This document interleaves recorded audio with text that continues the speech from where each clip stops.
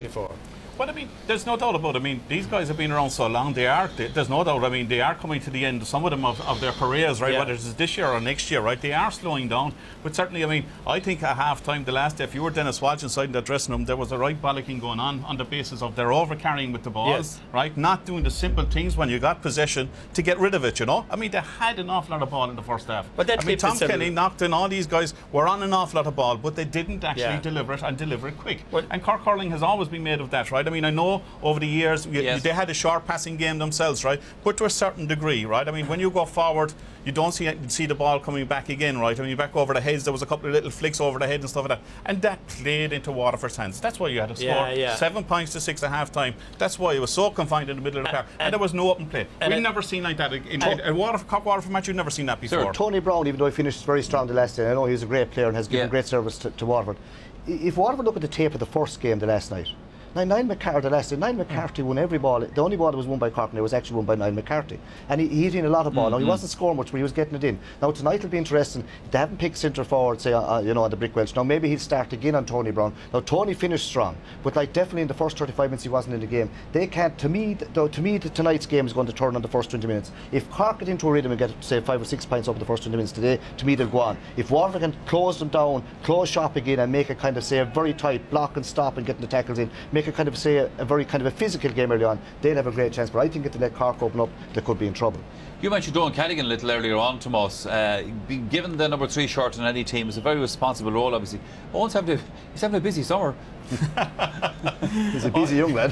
He's a busy young lad, he is, and he's a very enthusiastic player himself, right? And he loves to play from the front as well, you know. And sometimes, you know, I mean, if you have a full back like that, I mean, we saw it with Dermot O'Sullivan, we see it with kind of Brian Lohan and stuff like that, right? We see with Noel Hickey, I mean, great full backs in their own right. And I mean, like, he's trying to emulate these guys, right? But if you have your cornerbacks are taking out and your little bit of support or your little cover is gone from you, you're then exposed. No matter how good a full back you are exposed, right? And you see Milan picking up a ball on the left wing, you've seen him picking up on the right wing. So, I mean, I think the job is try and keep Cadigan in the square, somebody else that's going to be free around the place, maybe to actually start. Tonight, Tomas, I expect Dennis Welsh to tell the cornerbacks, listen, lads, you hold your zones, play as backs first of all, you're defenders, that's your job.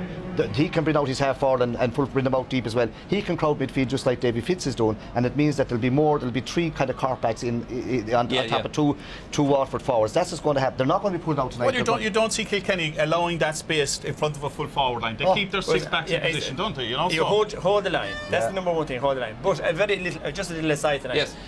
If you take the battle between Liam Lawler and Isaki last week, you know, all the Cork crowd were complaining that Liam Lawler was pulling him, he was dragging him, he was fouling him off the ball.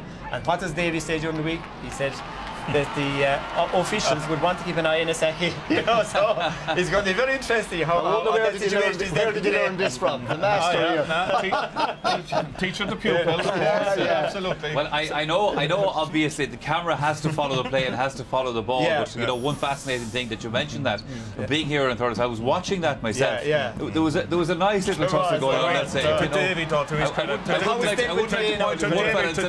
his credit, though, he has given us the starting 15 and they are wearing the numbers as per programme. But again, where did you learn this from? But just the last thing on this. Yes. You know, people talking about the atmosphere, the crowd isn't here. I was down in that sideline suffering 2 years ago of a Saturday night. That's right. And the crowd wasn't huge. Yeah. But the atmosphere in the second half was as electric as I ever saw at a Munster final or even in Croke Park. You know, and at the end of the game, the Cork crowd came tearing over the fence. So it's the game that produces the atmosphere. Of course it is. It's not the crowd. No, you know, it certainly the crowd is. maybe helps a small bit, but it's the game. So if the game is great, we don't mind. The atmosphere will be there if the game is good. It's a simple fact, the crowd react to what's happening on the field, not the other way around. Okay, lads, the teams are in the parade. It's going to start in a few minutes' time. Cyril, who's the field this time? Well, I just the field, maybe the pendulum is swung for Waterford a small bit. If they can stay in the game for the first 20 minutes, I expect it very tight. I expect Waterford just to get through. Okay. Can you do it? I think the Corks have more in them to actually to bring it out tonight, you know, and I would expect bigger performance from a good maybe 6 or 7 players, and on that basis I still think it's going to go down to the wire, but I'd expect Cork maybe to win by 2 or 3 points. I mean, I know everybody has opinion on local radio stations and all this kind of thing now. What are they thinking? They would feel maybe they've missed the boat, being 5 points up, certainly. Right. They would feel certainly that there's a lot more, there's serious room for improvement in a good number of performances. They would be worried that maybe our strength and depth, all this numbers that we've had. We haven't had minor success. We haven't had under 21 success.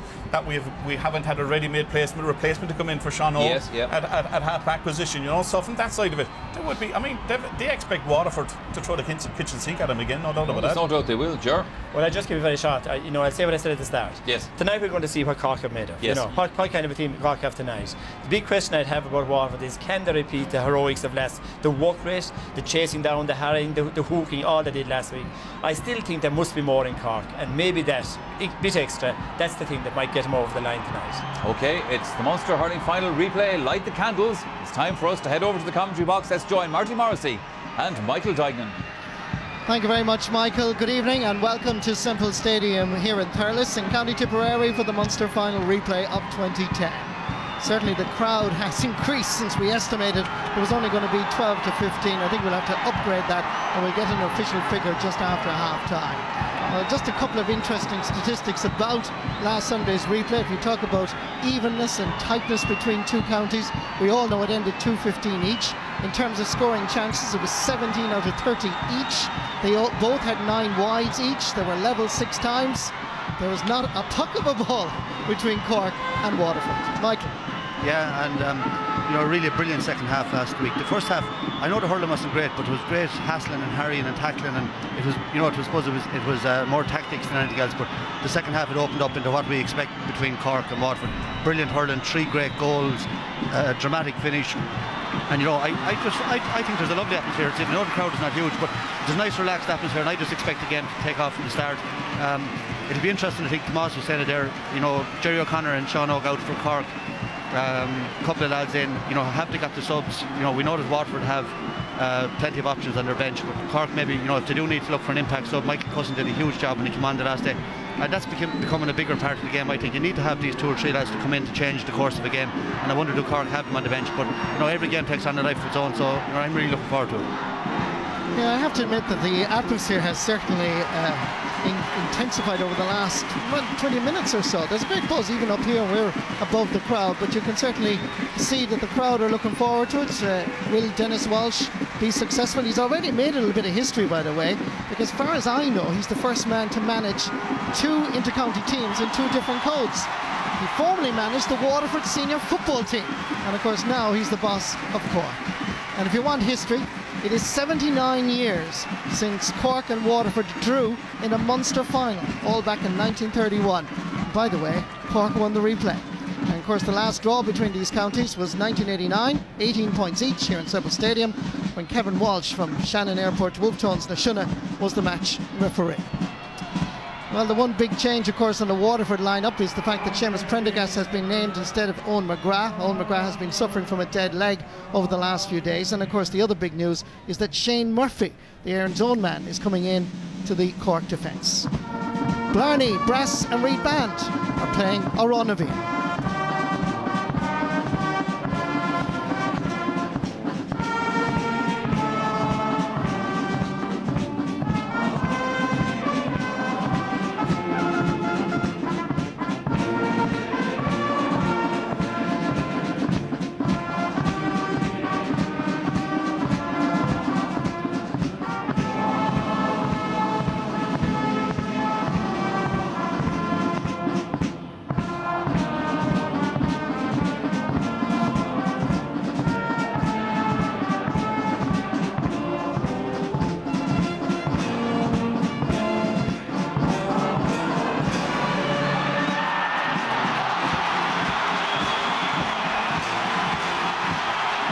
Well done to the Blarney Brass and Reed Band, because certainly since about 6:30 they've been practicing here all on their own, marching around.